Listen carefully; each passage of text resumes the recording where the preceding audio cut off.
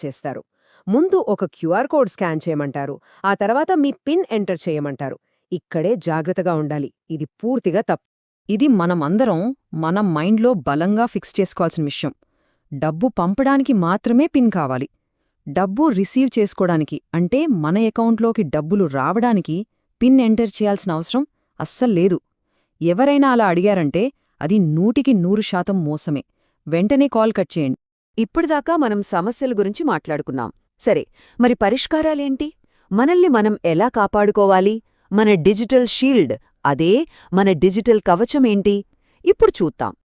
ఈ 4 సూత్రాలు చాలా చాలా ముఖ్యమైనవి. 1.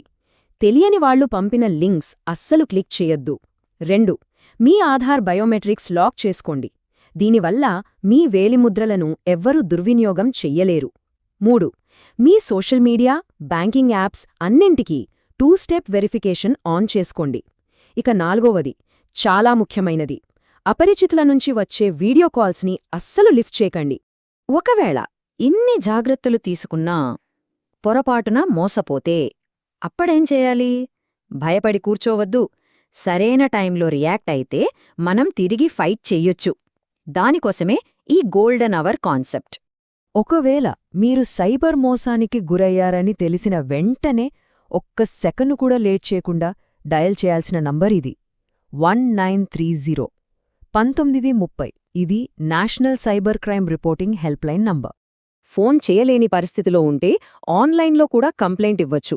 ఆ వెబ్సైట్ అడ్రస్ www.cybercrime.gov.in. ఇక్కడ జరిగిన మోసం గురించి పూర్తి వివరాలు ఇచ్చి ఫిర్యాదు చేయొచ్చు. అసలు ఈ గోల్డెన్ అవర్ అంటే ఏంటి? మోసం జరిగిన తర్వాత మొదటి గంట లేదా 2 గంటల సమయం చాలా కీలకం. ఈ టైంలో మనం కంప్లైంట్ చేస్తే అధికారులు వెంటనే ఆ డబ్బుని ఫ్రీజ్ చేసే ఛాన్సెస్ చాలా ఎక్కువగా ఉంటాయి. అందుకే ఎంత వేగంగా స్పందిస్తే అంత మంచిది. ఫైనల్గా మనం గుర్తుపెట్టుకోవాల్సిన అతి ముఖ్యమైన విషయం ఒకటుంది. టెక్నాలజీ పెరుగుతున్న కొద్దీ మోసాలు కూడా కొత్త కొత్త రూపాల్లో పుట్టుకొస్తూనే ఉంటాయి. వాటన్నిటినీ ఎదుర్కోవడానికి మన దగ్గర ఉండాల్సిన అతి పెద్ద ఆయుధం ఒక్కటే. అవును, అవేర్నెస్, అవగాహనే మన అసలైన ఆయుధం. ఈ మోసాల గురించి మనకు ఎంత ఎక్కువ తెలిస్తే మనం అంత సేఫ్గా ఉండగలుగుతాం. ఈ నాలెడ్జే మనకు, మన కుటుంబానికి ఒక రక్షణ కవచం లాంటిది. ఇప్పుడు చివరగా ఒక్క ప్రశ్న. ఇప్పుడు మనం తెలుసుకున్న ఈ విలువైన సమాచారాన్ని ఎవరితో పంచుకుంటారు? మీ ఫ్రెండ్స్తోనా?